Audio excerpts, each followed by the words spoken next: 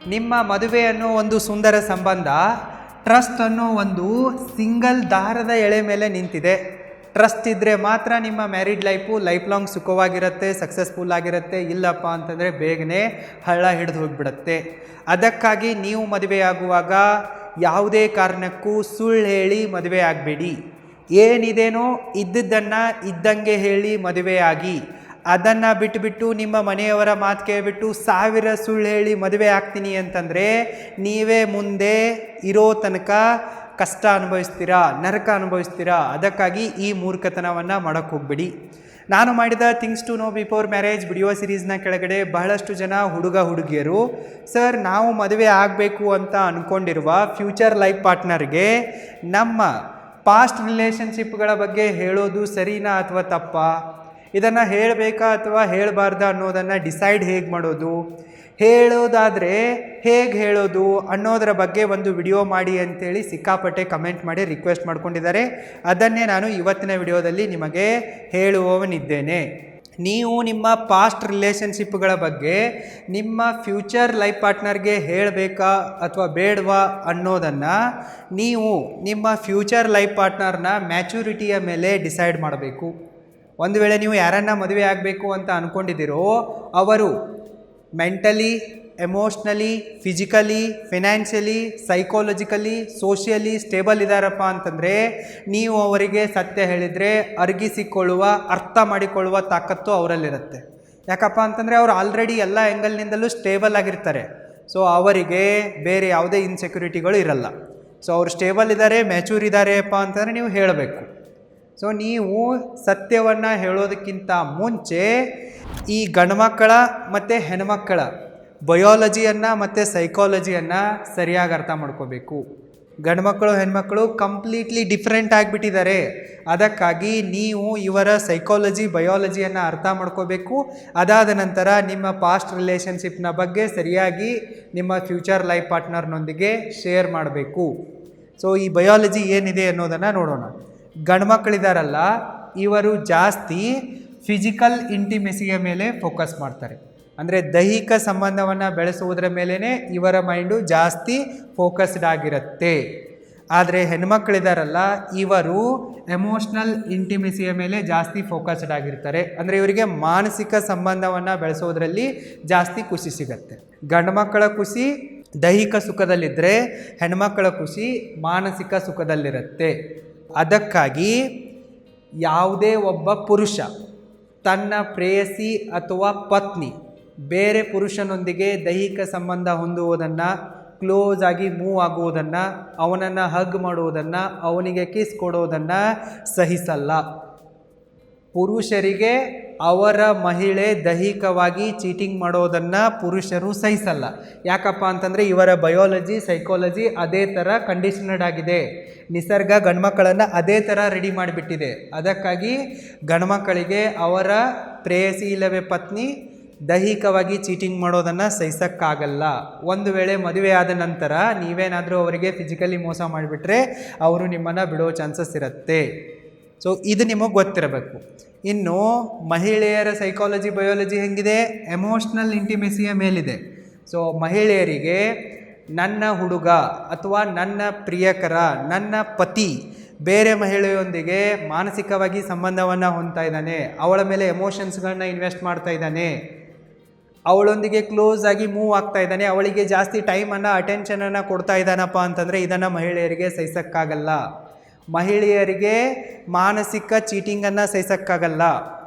So ಇದು ನಿಮಗೆ ಗೊತ್ತಿರಬೇಕು. ನೀವು ಮದುವೆ ಆದ ನಂತರ ನಿಮ್ಮ ಹೆಂಡತಿಯನ್ನು ಬಿಟ್ಬಿಟ್ಟು ಬೇರೆ ಮಹಿಳೆಯೊಂದಿಗೆ ಎಮೋಷ್ನಲಿ ಕ್ಲೋಸ್ ಆಗೋಕ್ಕೆ ಹೋದರೆ ಇದನ್ನು ಅವಳಿಗೆ ಸಹಿಸೋಕ್ಕಾಗಲ್ಲ. ನೀವು ಬೇರೆ ಮಹಿಳೆಯರೊಂದಿಗೆ ಫಿಸಿಕಲಿ ಮೂವ್ ಆಗಿ ಸೆಕ್ಸ್ ಮಾಡಿ ನಡೆಯುತ್ತೆ, ಅದನ್ನು ಆಕೆ ಕ್ಷಮಿಸ್ಬೋದು. ಆದರೆ ನೀವು ಮಾನಸಿಕವಾಗಿ ಬೇರೆ ಮಹಿಳೆಯರೊಂದಿಗೆ ಮೂವ್ ಆದ್ರಪ್ಪ ಅಂತಂದರೆ ಆಕೆ ಇದನ್ನು ಸಹಿಸಲ್ಲ, ಅದನ್ನು ಸಹಿಸೋಕ್ಕೆ ಅವಳಿಗಾಗಲ್ಲ. ಯಾಕಂದರೆ ಅವಳ ಬಯಾಲಜಿ ಮತ್ತು ಸೈಕಾಲಜಿ ಅದೇ ಥರ ಇರುತ್ತೆ. ಮತ್ತು ಒಬ್ಬ ಪುರುಷ ತನ್ನ ಮಹಿಳೆ ಬೇರೆ ಪುರುಷನೊಂದಿಗೆ ಎಮೋಷ್ನಲ್ಲಾಗಿ ಮೂವ್ ಆಗೋದನ್ನು ಕ್ಷಮಿಸ್ಬೋದು, ಆದರೆ ಫಿಸಿಕಲ್ಲಾಗಿ ಮೂವ್ ಆಗಿರೋದನ್ನು ಆತ ಯಾವತ್ತೂ ಕೂಡ ಕ್ಷಮಿಸೋಕ್ಕೆ ಸಾಧ್ಯವಿಲ್ಲ. ಯಾಕಂದರೆ ಅವನ ಬಯಾಲಜಿ ಇದೇ ಥರ ಇದೆ. ಸೊ ನೀವು ಈ ಬಯಾಲಜಿಯನ್ನು ಮತ್ತು ಸೈಕಾಲಜಿಯನ್ನು ಅರ್ಥ ಮಾಡ್ಕೊಂಡ್ಬಿಟ್ಟು ನಿಮ್ಮ ಫ್ಯೂಚರ್ ಲೈಫ್ ಪಾರ್ಟ್ನರ್ಗೆ ನಿಮ್ಮ ಪಾಸ್ಟ್ ಲೈಫಿನ ಬಗ್ಗೆ ಸರಿಯಾಗಿ ಮಾಹಿತಿ ಕೊಡಬೇಕು. ನೋಡಿ, ನಿಮ್ಮದು ಒಂದು ಲೈಫ್ ಇರುತ್ತೆ, ಅವ್ರದ್ದು ಒಂದು ಲೈಫ್ ಇರುತ್ತೆ. ಸೊ ನೀವು ಪಾಸ್ಟಲ್ಲಿ ಏನೇ ಮಾಡಿದರೂ ಕೂಡ ಅದೀಗ ಮ್ಯಾಟ್ರ್ ಆಗಲ್ಲ. ಆದರೆ ನೀವು ಅದರಿಂದ ಹೊರಗೆ ಬಂದಿಲ್ಲ, ನಿಮ್ಮ ಲೈಫ್ ಪಾರ್ಟ್ನರು ಅದರಿಂದ ಹೊರಗೆ ಬಂದಿಲ್ಲ, ಇನ್ನೂ ಅವ್ರು ಪಾಸ್ಟಲ್ಲೇ ಇದ್ದಾರೆ ಅಂತೇಳಿದರೆ ಅದರಿಂದ ನಿಮ್ಮ ಜೀವನ ಹಾಳಾಗುತ್ತೆ. ನೀವು ಪಾಸ್ಟಲ್ಲಿದ್ದರೆ ಅವ್ರ ಜೀವನ ಹಾಳಾಗುತ್ತೆ. ಸೊ ಇಲ್ಲಿ ಇಬ್ಬರ ಜೀವನ ಹಾಳಾಗಬಾರ್ದು ಅನ್ನೋ ಕಾರಣಕ್ಕಾಗಿಯೇ ನೀವು ಪಾಸ್ಟ್ ಲೈಫಿನ ರಿಲೇಷನ್ಶಿಪ್ನ ಬಗ್ಗೆ ಕೇಳಬೇಕು ಮತ್ತು ಅದರ ಬಗ್ಗೆ ಕ್ಲಾರಿಟಿಯನ್ನು ಪಡ್ಕೋಬೇಕು. ಸೊ ಯಾವಾಗ ಇದ್ರ ಬಗ್ಗೆ ಮಾತು ನಡೀತಾ ಇರುತ್ತೋ ನೀವು ಸುಳ್ಳು ಹೇಳಕ್ಕೆ ಹೋಗಬಾರ್ದು. ನೀವು ಇದ್ದದ್ದನ್ನು ಇದ್ದಂಗೆ ಹೇಳಬೇಕು. ನಿಮಗೆ ಪಾಸ್ಟ್ನಲ್ಲಿ ರಿಲೇಷನ್ಶಿಪ್ ಇದೆ ಅಂತ ಅಂದ್ಕೊಳ್ಳಿ, ನೀವು ಯಾರೊಂದಿಗಾದರೂ ಲವ್ ಅಫೇರ್ನಲ್ಲಿರ್ತೀರಾ, ನಿಮಗೆ ಕ್ರಶ್ ಆಗಿರುತ್ತೆ, ಅಥವಾ ಜಸ್ಟ್ ಕ್ಯಾಜುವಲ್ ರಿಲೇಷನ್ಶಿಪ್ ಇರುತ್ತೆ, ಇಲ್ಲ ಒಂದು ಸ್ವಲ್ಪ ಡೀಪ್ ಕನೆಕ್ಷನ್ವರೆಗೂ ಹೋಗಿರುತ್ತೆ ಅಂತ ಅಂದ್ಕೊಳ್ಳಿ. ಅದು ಏನಿರುತ್ತೋ ಅದನ್ನು ನೀವು ಆ್ಯಸ್ ಇಟ್ ಈಸ್ ನಿಜ ಹೇಳಬೇಕು. ಸೊ ನೀವಲ್ಲಿ ಡೀಟೇಲಿಂಗ್ನಲ್ಲಿ ಹೋಗುವ ಅವಶ್ಯಕತೆ ಇಲ್ಲ. ಹಾಗಾಗಿತ್ತು, ಹೀಗಾಗಿತ್ತು, ಅದಿತ್ತು, ಇದಿತ್ತು, ಇಷ್ಟೆಲ್ಲ ಹೇಳೋ ಅವಶ್ಯಕತೆ ಇಲ್ಲ. ಜಸ್ಟ್ ನೀವು 2 ಲೈನಲ್ಲಿ ನಿಮ್ಮ ಇನ್ಫಾರ್ಮೇಷನನ್ನು ಎಂಡ್ ಮಾಡಬೇಕು. ಯಾವ ರೀತಿಯಪ್ಪ ಅಂತಂದರೆ, I was in a relationship for 2 years but it didn't work out. I learned a lot from that experience. Now I am emotionally, mentally and psychologically ready to start a new relationship with full commitment. ಮುಂಚೆ ನಾನು ಒಂದು ರಿಲೇಷನ್ಶಿಪ್ನಲ್ಲಿ 2 ವರ್ಷದ ತನಕ ಇದ್ದೆ, but unfortunately ಅದು work out ಆಗಲಿಲ್ಲ. So but ಅದರಿಂದ ನಾನು ಸಿಕ್ಕಾಪಟ್ಟೆ ಲೈಫ್ ಲೆಸನ್ಗಳನ್ನು ಕಲ್ತಿರುವೆ, ಒಂದು ಎಕ್ಸ್ಪೀರಿಯನ್ಸ್ ನನಗೆ ಸಿಕ್ಕಿದೆ. ಆದರೆ ನಾನೀಗ ಅದನ್ನೆಲ್ಲವನ್ನು ಮರೆತುಬಿಟ್ಟು, ಓವರ್ಕಮ್ ಮಾಡಿಬಿಟ್ಟು, ಮೆಂಟಲಿ, ಎಮೋಷ್ನಲಿ, ಸೈಕಾಲಜಿಕಲಿ ಕ್ಲಿಯರ್ ಆಗಿ ಈಗ ಹೊಸ ಒಂದು ರಿಲೇಷನ್ಶಿಪ್ಗೆ ಎಂಟರ್ ಆಗೋದಕ್ಕಾಗಿ ಕಮಿಟ್ ಆಗಿರುವೆ. ಐ ಆಮ್ ಓಕೆ ನೌ ಅಂತ ನೀವು ಹೇಳಬೇಕು. ಇಷ್ಟು ಹೇಳಿದರೆ ಸಾಕು. ಇಷ್ಟೇ ಹೇಳೋದಿದೆ, ಇದನ್ನು ಬಿಟ್ಟು ಜಾಸ್ತಿ ಹೇಳೋದಿಲ್ಲ. ಅವರೇನಾದರೂ ಕ್ಯೂರಿಯಸ್ ಆಗಿ ಡೀಟೇಲಿಂಗನ್ನು ಕೇಳಿದರೆ ಡೀಟೇಲಿಗೆ ಹೋಗೋ ಹಂಗಿಲ್ಲ. ಸೊ ಫಿಸಿಕಲ್ ಆಗಿತ್ತು, ಜಸ್ಟ್ ಇಗ್ನೋರ್. ಅದು ಹಳೇದಿದೆ, ನಾನು ಮರೆತು ಬಿಟ್ಟಿದ್ದೀನಿ, ಅದನ್ನೀಗ ಓವರ್ಕಮ್ ಮಾಡಿದ್ದೀನಿ, ಅದ್ರ ಬಗ್ಗೆ ನಾನು ನೆನಪಿಸಿಕೊಳ್ಳೋಕ್ಕೂ ಇಷ್ಟಪಡಲ್ಲ, ಹೇಳೋಕ್ಕೂ ಇಷ್ಟಪಡಲ್ಲ. ಎಮೋಷ್ನಲ್ ರಿಲೇಷನ್ಶಿಪ್ ಇತ್ತು, ಮುಗೀತು. ಸೊ ಇಷ್ಟೇ 2 ಲೈನಲ್ಲಿ ಹೇಳಿ ಮುಗಿಸೋದಿದೆ. ಇದಕ್ಕಿಂತ ಹೆಚ್ಚಿನ ಡೀಟೇಲ್ಸನ್ನು ಕೊಡುವ ಅವಶ್ಯಕತೆ ಇಲ್ಲ. ಅವ್ರು ಮ್ಯಾಚೂರ್ ಆಗಿದ್ದರೆ ಇದ್ರ ಬಗ್ಗೆ ಕೇಳೋಕ್ಕೂ ಹೋಗೋದಿಲ್ಲ. ಸೊ ಮುಂದೆ 3ನೇ ವ್ಯಕ್ತಿಯಿಂದ ನಿಮ್ಮ ಅಫೇರ್ಗಳು ಹೊರಬಂದುಬಿಟ್ಟು ಪ್ರೂಫ್ನ ಸಮೇತ ನೀವು ತಗಲಾಕೊಂಡ್ಬಿಟ್ರೆ ಮುಂದೆ ನಿಮ್ಮ ಸಂಬಂಧನೇ ಕೆಡುತ್ತೆ. ಈಗ ನೀವು ಇಂಟರ್ನೆಟ್ ಯುಗದಲ್ಲಿದ್ದೀರಾ, you are naked in the internet. So ನಿಮ್ಮ ಫೋಟೋಗಳು, ವಿಡಿಯೋಗಳು ಎನಿ ಟೈಮ್ ಕೂಡ ಲೀಕ್ ಆಗ್ಬೋದು, ವೈರಲ್ ಆಗ್ಬೋದು. ಸೊ ನಿಮ್ಮ ಎಕ್ಸ್ಗಳಿರ್ತಾರಲ್ಲ, ಅವರೇನು ಸುಮ್ಮನೆ ಕೊಡಲ್ಲ. ಸೊ ನೀವು ಅವರ ತಾಳಕ್ಕೆ ತಕ್ಕಂತೆ ಕುಣಿದಿದ್ದರೆ ಅವರು ಎನಿ ಟೈಮ್ ಇದನ್ನು ಲೀಕ್ ಮಾಡ್ಬೋದು.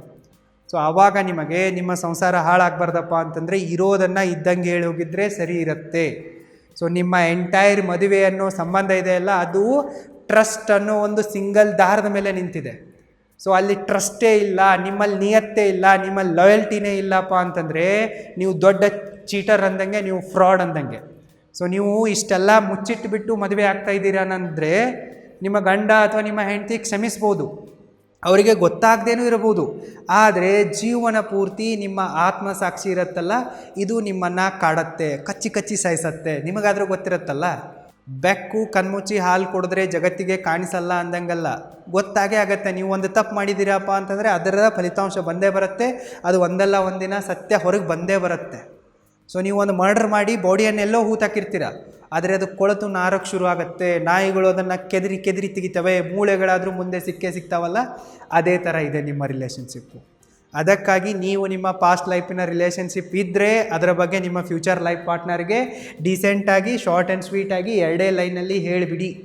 ಸೊ ಇದರಿಂದ ನಿಮ್ಮ ಮನಸ್ಸು ಹಗರಾಗತ್ತೆ, ನೀವು ಮೆಂಟಲಿ ಹ್ಯಾಪಿ ಆಗಿಬಿಡ್ತೀರಾ, ನಿಮ್ಮ ತಲೆ ಮೇಲಿಂದ ಎಮೋಷ್ನಲ್ ಬರ್ಡನ್ ಕಡಿಮೆ ಆಗಿಬಿಡತ್ತೆ. ಸೊ ನೀವು ಲೈಫ್ ಲಾಂಗು ಕೊರಗೋ ಅವಶ್ಯಕತೆ ಇಲ್ಲ. ಸೊ ನೀವು ಒಂದು ಸರ್ತಿ ಹೇಳಿಬಿಟ್ರಪ್ಪ ಅಂತಂದರೆ ಕ್ಲಿಯರ್ ಆಗಿಬಿಟ್ಟಿರತ್ತೆ. ಸೊ ಮತ್ತು ನೀವಿಬ್ಬರು ಕೂಡ ಮ್ಯೂಚುವಲ್ ಅಂಡರ್ಸ್ಟ್ಯಾಂಡಿಂಗ್ನಲ್ಲಿ ಮತ್ತಷ್ಟು ಹತ್ತಿರ ಆಗೋಕ್ಕೆ, ಅನ್ಯೋನ್ಯವಾಗಿ ಮುಂದುವರಿಯೋಕ್ಕೆ, ಮತ್ತಷ್ಟು ಜಾಸ್ತಿ ಖುಷಿಯಾಗಿರೋಕ್ಕೆ ಹೆಲ್ಪ್ ಆಗುತ್ತೆ. ಅದಕ್ಕಾಗಿ ನೀವು ಸುಳ್ಳು ಹೇಳಿ ಮದುವೆ ಆಗಿಬಿಡಿ, ಏನಿದೇನೋ ನಿಜ ಹೇಳಿನೇ ಮದುವೆ ಆಗಿ ಅಂತ ನಾನು ನಿಮಗೆ ರಿಕಮೆಂಡ್ ಮಾಡುವೆ.